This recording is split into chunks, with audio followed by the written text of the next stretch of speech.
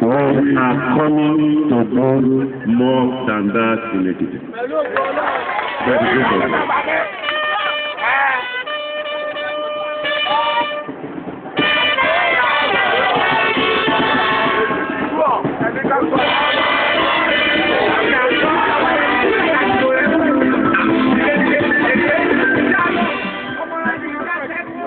With my background as a worker in the public and private sector,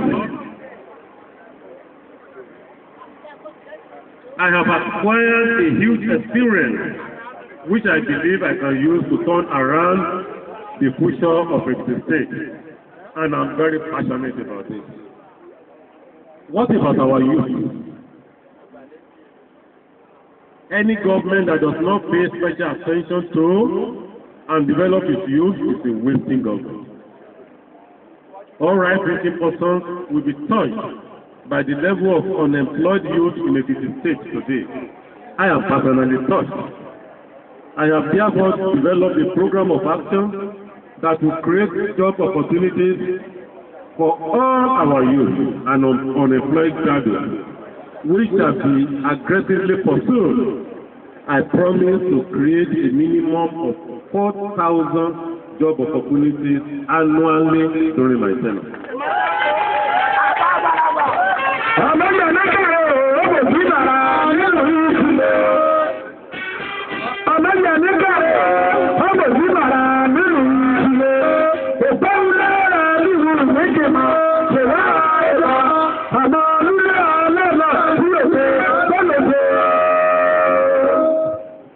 Distinguished ladies and gentlemen, what about our party, the PDP? I believe very much in party supremacy. I have demonstrated this with my total support for the current state executive. My chairman can bear me out. I will create every opportunity for the party to grow stronger so that it can maintain discipline and hence be able to play its role perfectly.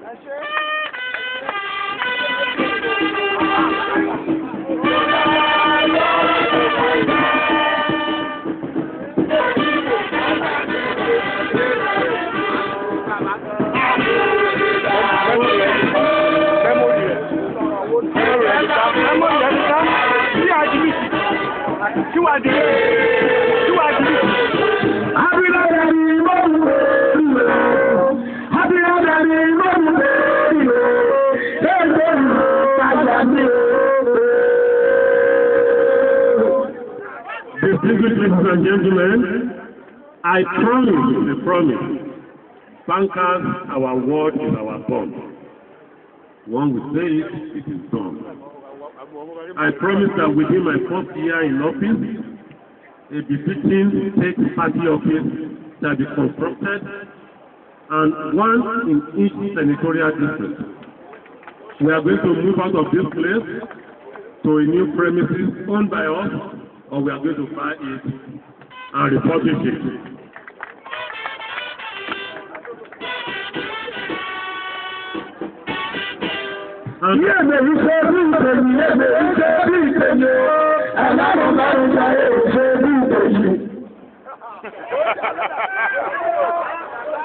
And before the end of my tenure, each local government area will have a befitting owned party office. Elders and officers of the party shall enjoy my administration's support and regard. I shall strive to eliminate the internal acrimony or rift within the party so that it shall be strong enough to become once again the dominant party in Ekiti State. Soon I shall embark on another round of local government tour. This will afford me the opportunity of further interaction with members of our great party, PDP at the grassroots level. To achieve my mission, vision, and growth in Ekiti State, I have put together a manifesto as a guide to rapidly turn the fortune of Ekiti State around for the benefit of all of us. Our great party, the PDP, allows us to do whatever our people want us to do for them. I know that all an average Ekiti person wants is to live decently, comfortably, receiving adequate reward for their effort. Is that not true? Therefore, our government, by the grace of God, will pursue vigorously the following program. Education. It might interest all of you to know that the Jeremiah Bisi Omoyeni that is standing before you today is a trained teacher. Omoyeni Mamika, Iwani Lowale, Omoyeni Mamika, Iwani Lowale, Kòtàbí ọba àmà Fòtàyà, Kòtàbí ọba àyàdá yọ̀wé, Omoyeni Mamika, Iwani Lowale. Méjì mọ̀ pé èmi kò tó wájú rí pé grade 2 teacher ní mẹ́rin. Tó mú wọn bí i bàtà dé tàn tíṣàrà lọ́sẹ̀. Ó jẹ́ mọ́ bọ́ ṣe iṣẹ́ tíṣà ní. Mo ṣe ló láwọ̀, mo ṣe ní òṣèlú. Mo dẹ̀ kó lébẹ̀, tàmódé láti yunifásitì. Mo dẹ̀ yà ṣe ní Polytechnic Ìbàdàn àti lecturer. Kí mi sì lọ sí Wema Bank. So kété bí ti bàtà dé ta lọ́sẹ̀ ní yé mi. And I know it is the ambition of an every parent in Ekiti to make sure that his or her children attain qualitative education. Our government will continue to make education free for all our children in primary and junior secondary school, GSS. Bursary and scholarships shall be made available to all our children in tertiary institutions. As a trained teacher myself, teachers will be highly motivated by making sure that all their entitlements, including the teacher's peculiar allowance, are paid. Láti kó tèmi, èrè tíṣà ayé ní ti àgbà lọ. Ẹni ní ọmọ bẹ̀rẹ̀, ẹ̀kọ́ ọ̀la ó sì rú. Méjèèjì ò, ẹni ní ọmọ bẹ̀rẹ̀, ẹ̀kọ́ ọ̀la ó sì rú. Ìgbòkèdú nínú làwọ̀ òṣìṣẹ́. Ìgbòkèdú nínú làwọ̀ òṣìṣẹ́. Omoyeni Mamika, Iwani Lowale. I promise that no teacher will be humiliated with unnecessary and unreasonable examination.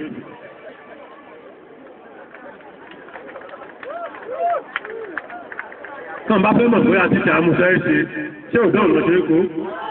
Èrò títà kò bá mú grade 1 distinction jáde, ìkéde ọmọ rẹ̀ pé àbàtà. Nǹkan àwọn ọmọ pé àtìṣà ṣe dáadáa ni pé ìwọ̀n ọmọ rẹ̀ tó yà ṣe final exam tàn pass dáadáa. Ní mo kò káyà lè kìí fẹ́lẹ̀ ṣe fún láyà rẹ̀. Rather, our administration will train and retrain teachers so that they can acquire modern methods of teaching to enhance their output. Infrastructure, that is schools and every other thing, books and laboratory equipment will be provided in all our schools. Our tertiary institutions will be adequately funded to make sure that they attain world-class status. As a former lecturer myself, I will ensure that lecturers and members of the academic community are well motivated. We shall institute a task regime with a human face to be enjoyed not only by our lecturers but also by other categories of government staff. I had my very early years in Ekiti. I have never for once been far away from my roots. As a matter of fact, I am not only trained as a teacher, teaching was equally my first job experience. The teaching profession is therefore my natural constituency. My government will holistically address the challenges of our education system and the welfare of teachers and the generality of the state workforce. Our government will be citizen-centric.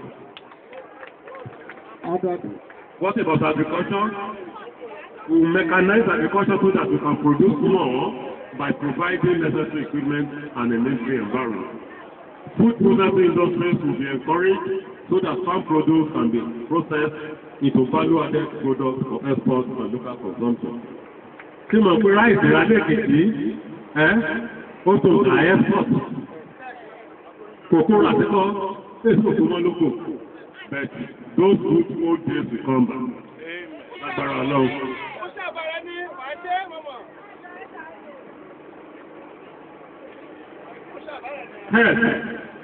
Tí mọ́ ọ̀pọ̀ ọdún ní wíwí àbá mi ní ọmọ oníkòkó ní mẹ́ra. Health is wealth, as the saying goes. And only a healthy population can be productive. And if you know what I'm saying,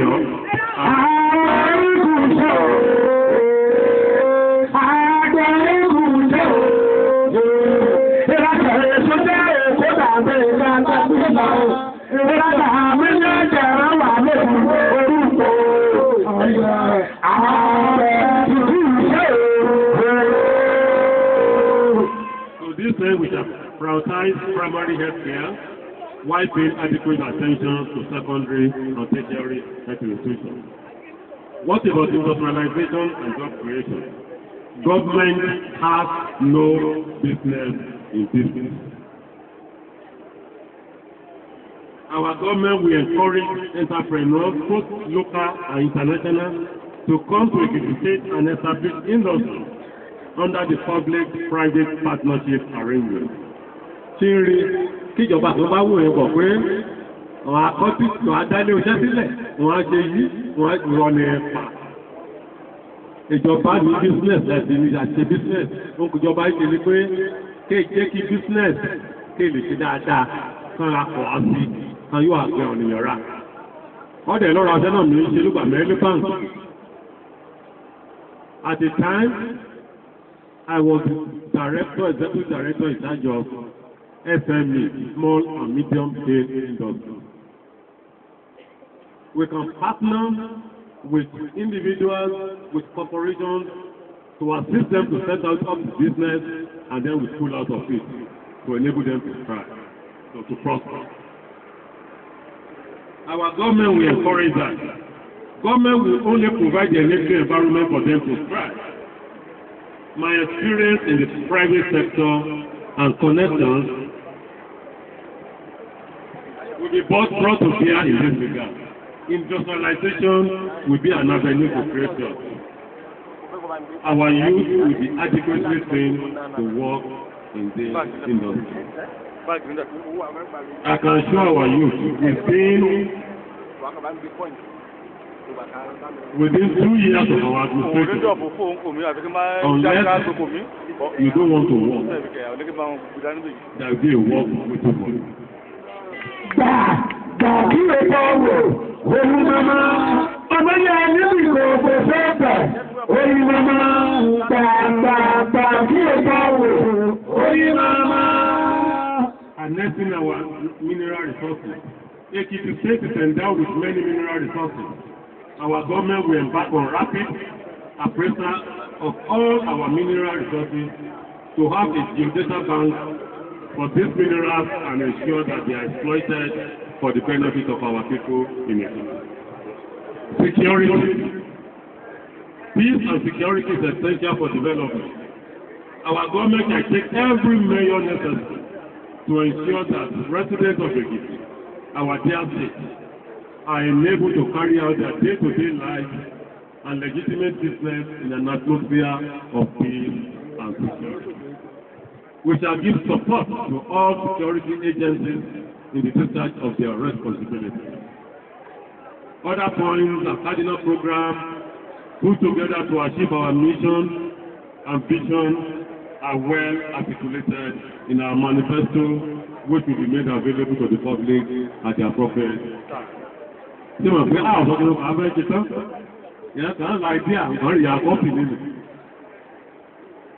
Ọ̀pẹ́yẹmí ọmọkà ní kí ló mọ̀ bèbè bẹ̀, ọba àti bàbá lọ nílẹ̀ yìí ọba.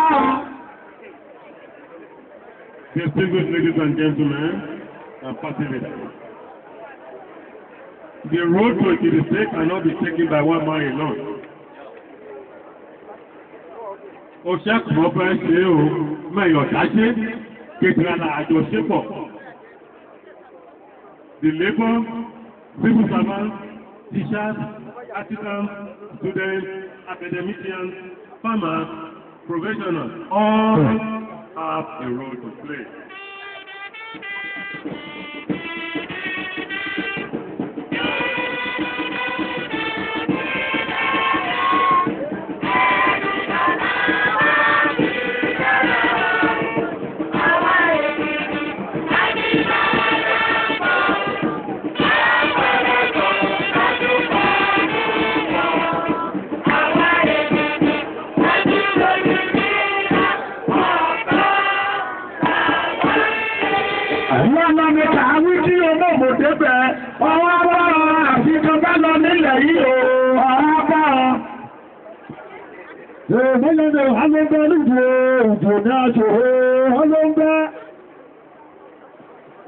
Ladies and gentlemen, our government will motivate and encourage everybody, including the citizens and daughters in diaspora, to join hands to usher in a new dawn for prosperity, peace, and progress in the state.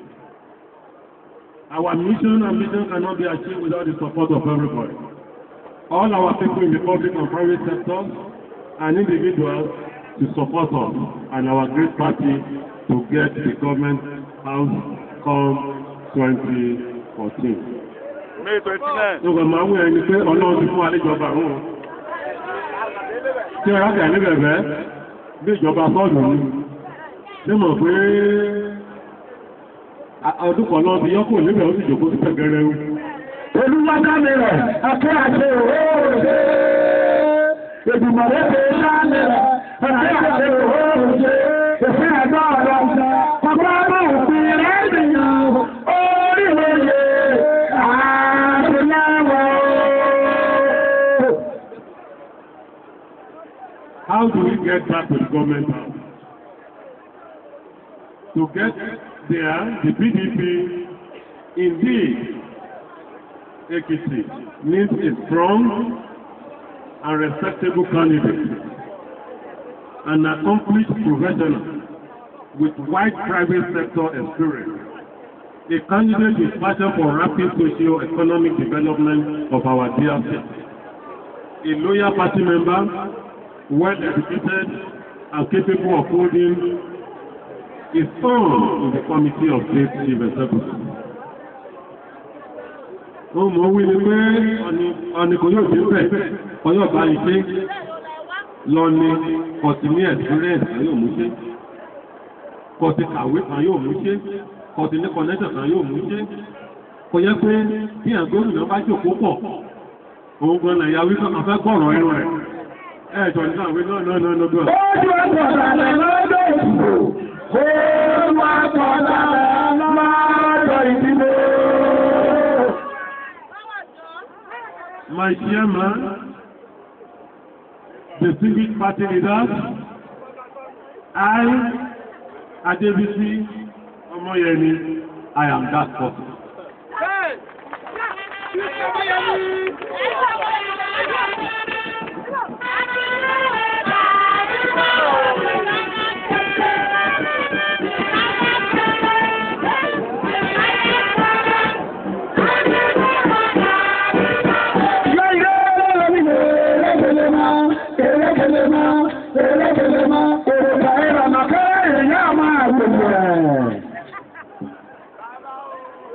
And that is why, after wide consultation with our party members and concerned citizens and daughters across the state, the country, and beyond, I've gone everywhere for consultation in Europe, in America, everywhere. I have come forward today to offer myself for service for election as the next governor of Ekiti State, flying the banner of our great party, the PDP.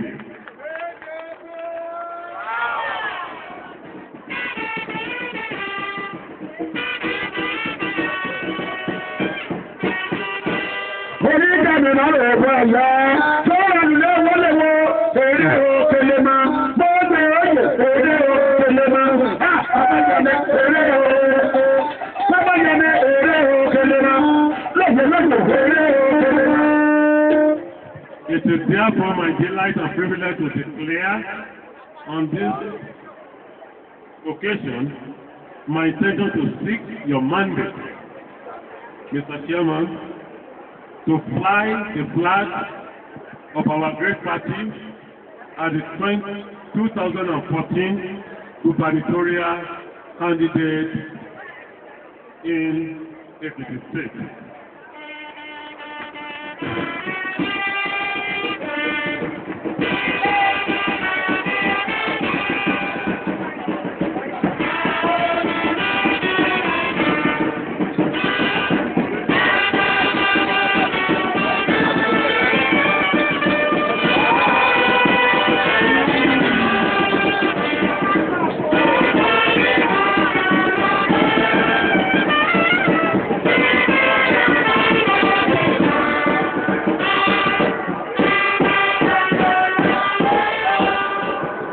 Mr. Chairman, party leaders, party members, distinguished ladies and gentlemen, my appeal is to all of you to give me the opportunity, be it through primary election or consensus, and I will be, by grace of God, lead all the way back to the government house, which is now being usurped by the opposition.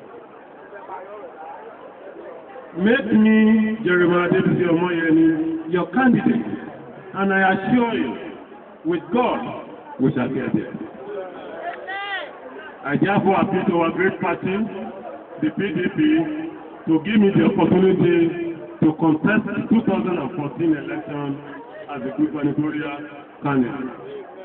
I can assure you, Mr. Chairman, committed party members, and all good people of the state, that there is no legal impediment to my aspiration.